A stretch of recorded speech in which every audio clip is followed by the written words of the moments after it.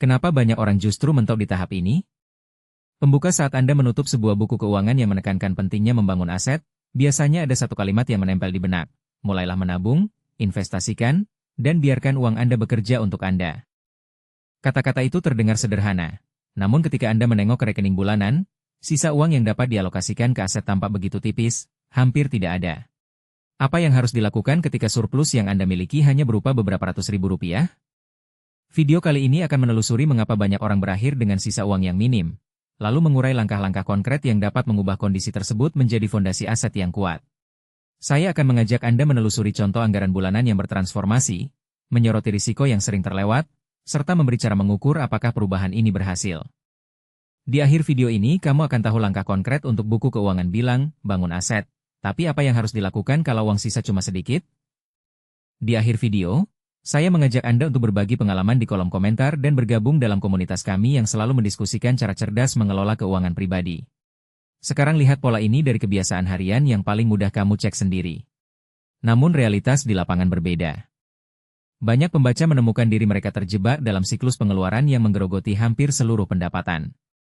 Gaji masuk, tagihan listrik, air, internet, cicilan, transportasi, makan, dan kebutuhan tak terduga menghabiskan hampir 9095% dari total pendapatan. Sisanya, kadang hanya 100.000 atau bahkan kurang, tidak cukup untuk menabung atau berinvestasi. Mengapa hal ini terjadi? Akar penyebab pertama, perencanaan anggaran yang tidak berbasis pada realitas pengeluaran. Kebanyakan orang masih mengandalkan estimasi kasar atau mengandalkan sisa yang belum terpakai tanpa mencatat setiap transaksi. Kedua, kebiasaan konsumsi impulsif, terutama pada layanan digital yang menawarkan kemudahan, beli sekarang, bayar nanti. Ketiga, keberadaan utang berbunga tinggi yang menelan sebagian besar pendapatan, sehingga mengurangi ruang bernapas. Keempat, kurangnya pemahaman tentang prioritas alokasi dana. Banyak yang menilai menabung sebagai hal yang dapat ditunda, padahal menabung adalah pondasi pertama sebelum melangkah ke investasi.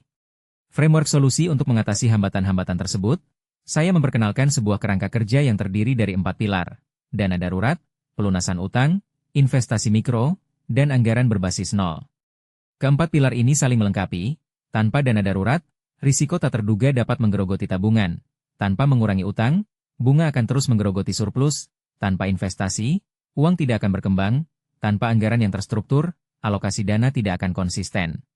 Kerangka ini tidak hanya teoritis, melainkan dirancang agar dapat diimplementasikan bahkan ketika sisa uang bulanan Anda hanya beberapa ratus ribu. Langkah praktis, dana darurat. Langkah pertama yang harus diambil adalah membangun dana darurat. Ide dasarnya adalah menyisihkan sejumlah uang yang cukup untuk menutupi kebutuhan hidup selama 3 hingga 6 bulan. Mengapa 3 bulan?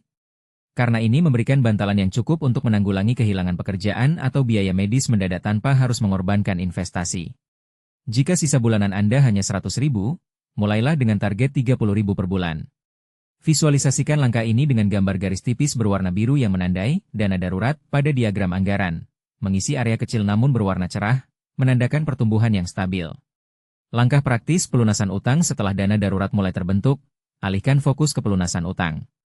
Prioritaskan utang berbunga tinggi, seperti kartu kredit atau pinjaman konsumtif, karena bunga tersebut dapat melampaui 20% per tahun. Metode yang efektif adalah snowball atau avalanche. Di bagian 21, pola berikutnya memperlihatkan bagaimana keputusan kecil bisa berubah menjadi tekanan besar ketika terjadi terus-menerus. Gambarkan utang dengan garis merah pada diagram, kemudian beri isian warna oranye yang semakin mengecil seiring pelunasan, memberi sinyal visual bahwa beban semakin ringan. Langkah praktis, investasi mikro setelah dana darurat aman dan utang utama sudah berkurang. Waktunya menyalurkan uang ke investasi. Bagi mereka yang memiliki surplus terbatas, investasi mikro menjadi solusi. Platform reksadana atau aplikasi investasi yang memungkinkan pembelian unit sekecil Rp1.000 dapat menjadi pintu masuk. Pilih instrumen yang sesuai dengan profil risiko, misalnya reksadana pasar uang untuk konservatif atau reksadana saham untuk yang siap menanggung fluktuasi. Visualisasikan investasi dengan garis hijau pada diagram, di mana area berwarna hijau bertambah secara perlahan, menandakan akumulasi aset. Langkah praktis, anggaran berbasis nol akhirnya. Terapkan anggaran berbasis nol, di mana setiap rupiah yang masuk memiliki tujuan yang jelas, sehingga total pendapatan minus total pengeluaran menjadi nol. Mulailah dengan mencatat semua sumber pendapatan, kemudian alokasikan dana ke 4 pilar di atas, sisakan ruang untuk kebutuhan rutin, dan terakhir, Sisakan sisa yang dapat dialokasikan ke tabungan tambahan atau hiburan. Dari sini, fokusnya adalah menemukan keputusan kecil yang paling sering menguras dompet tanpa terasa. Contoh transformasi anggaran bulanan. Mari kita lihat contoh seorang pekerja kantoran bernama Rina, yang berusia 28 tahun, dengan gaji bersih 5 juta per bulan. Sebelumnya, Rina mencatat pengeluaran sebagai berikut: sewa 1,5 juta, transportasi 800.000, makan di luar 1 juta, langganan streaming 300.000, cicilan motor 500.000, belanja kebutuhan rumah 600.000, dan sisanya 300.000. Tanpa perencanaan, Rina menganggap 300.000 sebagai uang bebas dan sering menghabiskannya untuk belanja impulsif. Setelah menerapkan kerangka kerja, Rina memulai dengan menyiapkan dana darurat. Ia memutuskan menyisihkan 150.000 per bulan, mengurangi uang bebas menjadi 150.000. Selanjutnya, ia menargetkan melunasi cicilan motor yang berbunga tinggi, menambahkan 100.000 dari penghematan makan di luar dengan memasak di rumah. Dengan memindahkan 100.000 ke pelunasan utang, sisa uang bebas menjadi 50.000. Pada bulan ketiga, dana darurat mencapai 450.000, dan utang motor berkurang signifikan. Pada bulan keempat, Rina mulai mengalokasikan 50.000 ke investasi mikro, membeli reksadana indeks. Anggaran berbasis nol memastikan setiap rupiah terpakai. 1,5 juta untuk sewa, 800.000 transportasi, 600.000 kebutuhan rumah, 300.000 makan di rumah, 150.000 dana darurat, 100.000 pelunasan utang, 50.000 investasi, dan 0 untuk uang bebas. Di bagian 41, supaya alurnya jelas, kita pisahkan mana penyebab utama, mana gejala, dan mana kebiasaan yang memperparah keadaan. Risiko umum yang sering terlewat meskipun kerangka kerja ini teruji, ada beberapa jebakan yang sering muncul. Pertama, menunda dana darurat karena menganggap investasi lebih menguntungkan. Tanpa bantalan, kejutan tak terduga dapat memaksa Anda menarik dana investasi pada saat pasar sedang turun, mengakibatkan kerugian. Kedua, mengabaikan biaya tersembunyi, seperti biaya administrasi pada platform investasi atau biaya keterlambatan pembayaran utang, yang dapat menggerogoti surplus. Ketiga, terlalu fokus pada satu pilar hingga mengabaikan yang lain. Misalnya, melunasi utang terlalu cepat sehingga tidak ada dana untuk investasi, membuat pertumbuhan aset terhambat. Keempat, tidak meninjau kembali anggaran secara berkala. Perubahan pengeluaran atau pendapatan memerlukan penyesuaian agar alokasi tetap relevan. Cara mengukur keberhasilan untuk memastikan bahwa langkah-langkah ini memberikan hasil yang diharapkan, tetapkan indikator kunci yang dapat dipantau bulanan. Pertama, persentase pendapatan yang dialokasikan ke dana darurat, target awal 10%, kemudian naik menjadi 20% setelah 3 bulan. Kedua, rasio utang terhadap pendapatan, usahakan tidak lebih dari 30%, dan lihat penurunan secara bertahap. Ketiga, nilai total aset yang terbentuk melalui investasi mikro, catat pertumbuhan bulanan, meskipun kecil, karena konsistensi menjadi kunci. Keempat, selisih antara anggaran berbasis nol dan realisasi. Idealnya tidak ada selisih, menandakan setiap rupiah terkontrol. Fokus ke langkah yang bisa langsung kamu terapkan dari penjelasan di video ini. Tips praktis dan nuansa implementasi. Salah satu trik yang sering diabaikan adalah memanfaatkan cash envelope secara digital. Buat kategori pengeluaran dalam aplikasi keuangan, dan alokasikan saldo virtual sesuai anggaran. Ketika saldo habis, Anda tidak dapat lagi mengeluarkan uang untuk kategori tersebut, sehingga disiplin terjaga. Selain itu, manfaatkan program cashback atau reward kartu debit yang tidak memerlukan biaya tahunan.